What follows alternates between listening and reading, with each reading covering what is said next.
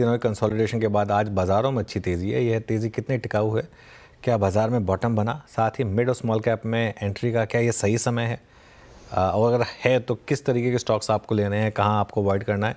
ये सब चर्चा करते हैं। हमारे साथ डीआर चोकसी फिनसर्व के मैनेजिंग डायरेक्टर देवेंद्र चोकसी जुड़े हैं। देवेंद्र जी, गुड आफ्टरनून। क्या मार्केट साइन दे रहा है कि वर्स्ट इज़ ओवर? भले ही बहुत बड़ी रैली ना आ रही हो, लेकिन एक चीज़ तो क्लियर है कि लोअर लेवल पर रिकवरी आ रही है और एफआई की सेलिंग भी थोड़ी कम हुई है। क्या कुछ साइन बन रहे हैं कि जो वर्स्ट था 21,800 22,000, बस यहाँ पर प्राइस डैमेज एटलीस्ट खत्म हुआ? अनुज, गुड आफ्टरनून। आई थिंक दो संकेत पॉजिटिव गिने जाने चाहिए। सबसे पहला, जो रूपी का डेप्रिसिएशन था वो काफी हद तक आई थिंक संभल चुका है। मैं ऐसा मानता हूं कि जो कारण से रूपी का डेप्रिसिएशन हुआ था वो कारण भी काफी हद तक हम पीछे छोड़ के आ चुके हैं। ना ही आज की तारीख में एफआई को कोई पैनिक सेलिंग करने की जरूरत है in order to take that currency back, और ना ही हमें ये समय के अंदर अभी कोई नया रूपी फॉल दिख रहा है यहाँ पे। तो एक चीज ऐसी समझ में आती है कि अगर रूपी का डेप्रिसिएशन कम हो गया है तो पैनिक सेल डेफिनेटली यहाँ पे खत्म हो चुका है। एक चीज हमें बराबर समझ में आती है। दूसरी तरफ हम देखें तो एक इम्पोर्टेंट फैक्टर ये भी गिना जाना चाहिए कि जो क्रूड ऑयल के दाम है वो काफी हद तक $70 के नीचे जा रहे हैं, और at the same time I think हम ऐसा समझ के चलते हैं कि ये वॉर रिलेटेड सिचुएशन के अंदर कोई बदलाव आता है, यानी पीस टॉक जो चल रही है उसके अंदर कोई इम्प्लीमेंटेशन आता है, तो सर्टेनली यहाँ पे एक अच्छी क्लैरिटी मिल जाएगी इवन क्रूड ऑयल के दाम के अंदर भी। हम ऐसा समझते हैं कि उसके फॉलोअप के अंदर जो इन्वेस्टमेंट बनेगा डिस्ट्रक्टेड कंट्रीज के अंदर, वहाँ पे आई थिंक नया कंस्ट्रक्शन एक्टिविटी चालू होगा, तो I think definitely it is going to be a good thing. And last but not the least, जो इंटरेस्ट रेट की जो दाम है वहाँ पे भी हमें एक उम्मीद है कि another 25 basis point cut in next month review policy will happen. And वो होता है तो मैं ऐसा समझता हूँ कि मार्केट अभी टाइम बिंग संभल चुका है। Maybe the focus will get shifted on to the quarter four earnings, जो हमें एक एक्स्ट्रा एक्सपेक्टेशन मिल रहा है यहाँ पे कि quarter four earnings are definitely going to be the better than the third quarter earnings. So certainly we are likely to see the corrective recovery taking place in the market now. बिल्कुल। देवेंद्र जी, good afternoon. Shreya बात कर रही हूँ। आपके बातों से निष्कर्ष निकालूं मैं तो आप बहुत ही ऑप्टिमिस्टिक लग रहे हैं भारतीय बाजार को लेकर, लेकिन सर ग्लोबल सेटअप कैसा लग रहा है आपको? वहाँ पे मूड माहौल कैसा लग रहा है? वहाँ से कोई चैलेंजेस आपको फिलहाल भारतीय बाजार के लिए दिखाई नहीं दे रहे? So Shreya, good afternoon. एक जो टैरिफ के हिसाब से जो शंका बनी है सबके दिमाग के अंदर, उसमें भी हमें एक थोड़े संकेत पॉजिटिव मिलने शुरू हुए हैं कि अमेरिका जो तरीके से टैरिफ इंप्लीमेंट करना चाहता है शायद उनको उसके अंदर एक रोक लगानी पड़ेगी। They may have to backtrack some part of the implementation process for those tariff to for another few months. मैं नहीं मानता हूँ कि वो immediately जो स्टेटमेंट आते हैं उसके हिसाब से वो लोग नया टैरिफ इंप्लीमेंट कर पाएंगे, नहीं मानते हम लोग हिसाब से। अगर ये प्रक्रिया स्लो डाउन हो जाती है टैरिफ के इंप्लीमेंट करने की, तो सर्टेनली मार्केट के लिए एक सर्टेनिटी फैक्टर बैठ जाता है, और मैं ऐसा समझता हूँ कि ये सर्टेनिटी फैक्टर के साथ में ग्लोबल मार्केट संभल जाएंगे, and at the same time Indian market definitely better रहेंगे, क्योंकि इंडिया मार्केट के अंदर जो हिसाब से इकोनॉमी का ग्रोथ चल रहा है और जो हिसाब से मार्केट के वैल्यूएशन कम हुए हैं, मैं ऐसा समझता हूँ कि एक अच्छा कॉम्बिनेशन है नया इन्वेस्टमेंट करने के लिए। So certainly, I think we remain more positive about the global uncertainty than before. Okay, ये है व्यू आपका इस वक्त। मीनवेल थोड़ा सा आप जरा कुछ स्विंग्स पे ध्यान दीजिए इंट्राडे ट्रेड पे। अभी मैंने वोल्टास का जिक्र किया था, जरा वोल्टास को देखिए क्या क्रैक हुआ है इस स्टॉक का। मतलब इंट्राडे में 10 रुपये का स्विंग देखिए अब डे हाई पर आ चुका है। देवेंद्र जी नमस्कार। मैं इसी के लिए एक आधार बना रहा था अपने अगले प्रश्न के लिए। वाइट गुड सेगमेंट काफ़ी समय से ठंडा पड़ा रहा, स्टॉक से इन्होंने भी पार्टिसिपेट किया है सेल ऑफ में, एंड स्पेशली आई मीन जिस प्रकार का तापमान हम इस बार इन गर्मियों में एक्सपेक्ट कर रहे हैं, आपका व्यू वाइट गुड सेगमेंट में इस वक्त लेने लायक क्या है? और क्या एक ऐसे समय में जब मेटल्स के प्राइस थोड़े से फर्म हो रहे हैं, क्या प्रोस्पेक्टिव रखना चाहिए इस स्पेस पे? सो वीरेंद्र, आई थिंक ऐसा मान के चलते हैं कि ये जो सीजन है थोड़ी जल्दी शुरू हुई है, एंड नॉर्मली हम इनके चलते 3 या 4 महीने का एक पीरियड मिलता है समर्स के अंदर व्हाइट गुड्स कंपनी के लिए। ये साल के अंदर शायद मेरे ख्याल से 2 या 3 वीक एक्स्ट्रा मिल रहे हैं। I think so that is one positive thing which we are probably expecting out of the season per se, और उसका डायरेक्ट इम्पैक्ट आता है I think on the consumption in the space of I think where the higher amount of white goods consumption take place. Fortunately budget के माध्यम से भी देखें तो जो हिसाब से अगले साल के अंदर टैक्स रेट के अंदर बचत होने वाली है वो बचत को भी ध्यान में रखे तो I think consumer will be more forthright in spending money going forward in 25-26. So मैं ऐसा समझता हूँ कि आई थिंक ये सेगमेंट के अंदर एक तेजी बनती है. प्राइस के अंदर जो करेक्शन आया है वो प्राइस के अंदर का करेक्शन भी थोड़ा मीनिंगफुल करेक्शन गिना जाना चाहिए. Whether immediately you would like to buy everything and buy into the momentum, I'm not too sure. But selectively, some companies may offer an opportunity current level से 10-15% के आसपास का रिटर्न कमाने के लिए. ओके अच्छा, ये अभी जिस चीज़ का फैक्टर का जिक्र किया मैंने वोल्टास पर, आई थिंक सेगमेंट पे आपका व्यू मालूम चल गया. मेटल्स ने देवेंद्र जी डॉलर इंडेक्स कोलैप्स के साथ बहुत स्ट्रॉन्ग मूव दिया, अच्छा मूव आया. ये इसे सिर्फ आप एक ट्रेडिंग स्विंग मान रहे हैं या फिर ये एक सीरियस बास्केट है to pick at least for I think next 2 quarters? अगर ये वॉर रिलेटेड सिचुएशन कंट्रोल में आ जाती है तो मैं ऐसा समझता हूँ कि आई थिंक उसके बाद का जो नेक्स्ट मूव रहेगा वो मेटल के लिए ग्लोबली बहुत बेनिफिशियल मूव रहना चाहिए. क्योंकि जो हिसाब से वॉर अफेक्टेड कंट्रीज हैं उनके अंदर कंस्ट्रक्शन की नई प्रक्रिया चालू होगी तो global demand is expected to probably remain firm. And firm global demand का मीनिंग ये होता है कि मेटल के दाम जो है वो मेरे ख्याल से स्टेडी हो जाएंगे. अदरवाइज कमोडिटी क्रूड के दाम कम होते हैं तो मेटल के दाम सॉफ्ट होने की संभावना रहती है. बट ये समय के अंदर ये चीज नहीं बनती है. तो मैं ऐसा समझता हूँ कि कमोडिटी क्रूड के दाम कम रहेंगे, मेटल की डिमांड बढ़ने के साथ में उनके सेलिंग प्राइस मार्केट के अंदर स्टेबल रहेंगे. And because of that I think the opportunity to see better performance in the books of the metal commodity company would remain relatively higher in 25-26. So given that kind of a outlook that we are carrying, हमें ऐसा लगता है कि metal commodity company के अंदर आपको शायद एक पोजीशन बनाना है despite of volatility. That position should be created for at least 3 to 9 months to begin with, if not more. Okay बिल्कुल.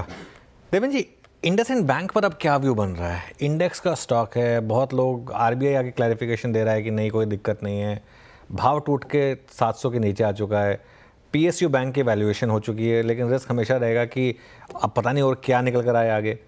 आप कहाँ पर होंगे इस समय इस पूरी इक्वेशन में?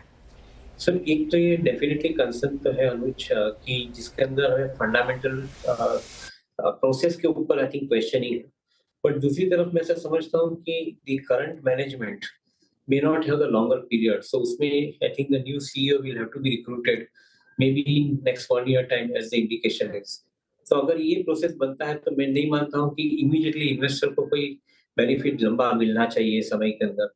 ऑन द कॉन्ट्री शायद मार्केट में जो फॉल है उसके अंदर एक रैली आती है, राइज आता है और राइज के अंदर बिकवाली आएगी, ऐसा मेरा मानना है. क्योंकि एक तरफ बैलेंस शीट क्लीन करना ये प्रक्रिया जरूर चालू रहेगी. एट द सेम टाइम जो नेसेसरी प्रोविजंस है वो प्रोविजंस इंप्लीमेंट करने पड़ेंगे बुक्स के अंदर. तो शायद एक वन बुक के अंदर शायद वो नहीं भी हो पावे. It may take couple of quarters. So management का चेंज कपल ऑफ क्वार्टर्स तक बुक के अंदर overhanging situation for providing into the provisions. मैं ऐसा समझता हूँ कि थोड़ा टाइम के लिए बैंक के अंदर इमीडिएट अपसाइड शायद एक स्विंग के साथ में ट्रेडिंग के लिए मिल सकती है. But otherwise I think sustainability उसकी थोड़ी मुझे डाउटफुल लग रही है. ठीक है.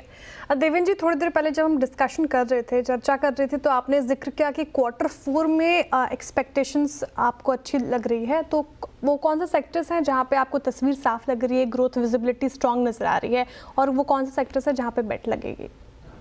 सो I think financials look very appealing to me. 2-3 reason है कि एक तरफ क्रेडिट ऑफटेक बढ़ के आ रहा है क्योंकि इंफ्रास्ट्रक्चर और इंडस्ट्री दोनों के माध्यम से देखें तो आई थिंक कॉर्पोरेट सेक्टर की रिक्वायरमेंट जो है वो requirement for availing higher funds I think is happening. तो demand situation is remaining strong. दूसरी तरफ इंटरेस्ट के दाम कम होना यानी कि आई थिंक आपका जो नीम है प्रॉफिट परफॉर्मेंस के लिए वो I think comparatively in a better position रहना. सो दैट मींस कि I think we are talking about better profitability as well.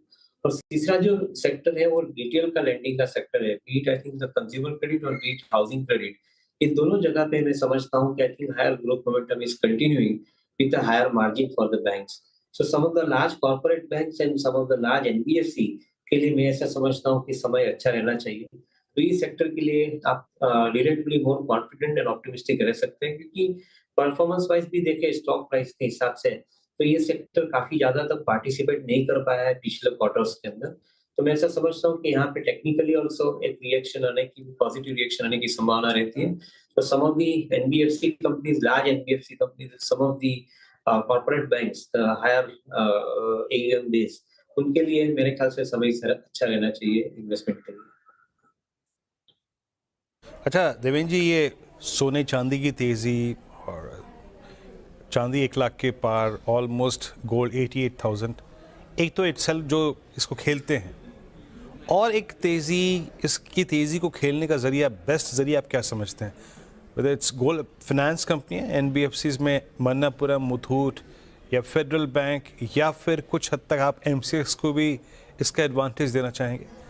कुछ के लिए रखना क्या चाहिए गोल्ड को देखते हुए? So I don't know, I think मैं हमेशा एक वेरी रहता हूँ कि जब भी एसेट के प्राइस फंडामेंटल के अगेंस्ट बढ़ते हैं, तो शायद आई थिंक उसके अंदर संभालना ज्यादा चाहिए, ना कि एक्सुबरेंसी दिखानी चाहिए। गोल्ड के दाम मजबूत होना, सिल्वर के दाम मजबूत होना, उसके अंदर अंडरलाइंग जो असम्पशंस है for parking money to safe asset class, वो वोलेटिलिटी को बीट करने का असम्पशन है। मैं मानता हूँ कि I think some part of the portfolio will definitely stay with that particular assumption, but मैं नहीं मानता हूँ कि इसके अंदर कोई ज्यादा फंडामेंटल परिस्थिति में बदलाव आया है। तो maybe current price levels, whether it will sustain at this level, I am not a competent person to answer that either. तो उसके माध्यम से देखें तो मैं शायद कोई इक्विटी के अंदर इमीडिएटली एलोकेशन टुवर्ड्स गोल्ड में जो कंपनियां हैं उनके अंदर करने की मैं कोई किसी को सलाह अभी ये टाइम पे नहीं दे रहा हूँ। मुझे लग रहा है कि आई थिंक दूसरे ऑप्शंस शायद बेटर है। जैसे कंज्यूमर क्रेडिट के अंदर जाना ही है तो housing credit, why not housing credit, why not consumer credit, I think जो पर्सनल फाइनेंस के साथ में जुड़ी हुई है उसके ऊपर आप ज्यादा फोकस करें, ना कि गोल्ड बेस्ड फाइनेंसिंग बिजनेस के ऊपर। अच्छा देवेंद्र जी, ये जो आज जिस तरीके के आईपीओ के लॉक-इन्स खुले हैं, और जिस तरीके मैं देख रहा था कुछ स्टॉक्स जहाँ पर एक के बाद एक लिस्टिंग के बाद अब नए लोज लग रहे हैं, चाहे वो आपका मोबिक्विक हो, ओला हो, ड्रीम फोक्स हो, ये इनमें से किसी पर आपका कोई व्यू है क्या, कि कोई कंस्ट्रक्टिव व्यू है किसी स्टॉक में? No, Anuj, I think most of the valuations wise देखें तो most of the companies are premium price even today after some amount of correction. यहाँ पे कोई डीप वैल्यू इन्वेस्टमेंट का जो अप्रोच के साथ हम इन्वेस्ट करते हैं वो डीप वैल्यू यहाँ पे अभी हमें नहीं मिल रही है। दो some of this companies would have fantastic business model, but उनके जो वैल्यूएशन है वो काफी हद तक अभी भी स्टीप है despite of the correction in the stock prices. तो मैं नहीं मानता हूँ कि इमीडिएटली कोई ये आईपीओ लिस्टेड कंपनीज के अंदर हमारा कोई इमीडिएटली व्यू बनता है। हाँ, certainly we are looking at some of the companies, if the price remains corrected और the time correction लंबा मिलता है तो शायद उनके अंदर बाइंग अपॉर्चुनिटी हमें मिल सकती है, and that too largely in the companies which are catering to the manufacturing, which are going towards the capital goods segments और defense segment, उसके अंदर जहाँ कंपनियों का कारोबार है उसके ऊपर हम थोड़ा ज्यादा ध्यान दे रहे हैं। I think the platform based companies के ऊपर शायद थोड़ा हम ध्यान कम दे रहे हैं because we still find that the valuations are expensive at current levels. Valuation expensive लग रही है देवेंद्र जी, लेकिन आपने बैंकिंग और एनबीएफसीज की भी बात की। अगर बैंकिंग स्पेस में पूछूं तो जैसे प्राइवेट बैंक्स पिछले कुछ दिनों से परफॉर्मेंस दिखा रहे, पीएसयू बैंक से अभी भी नहीं हो पा रहा। क्या यहाँ पे थॉट प्रोसेस आपका, कहाँ स्टैंड ले रहे हैं आप बैंकिंग में फिलहाल? So clearly, private corporate banks, I think they are far better placed compared to many of the PSU banks. Maybe because of the higher amount of AUM also with some of the large private corporate banks. At the same time, I think they've been quite prudent in lending their funds. So save and accept in the same situation. I think मेरे ख्याल से overall otherwise corporate private banking के अंदर I think काफी अच्छा प्रदर्शन रहा है उनका even NPA मैनेज करने के लिए।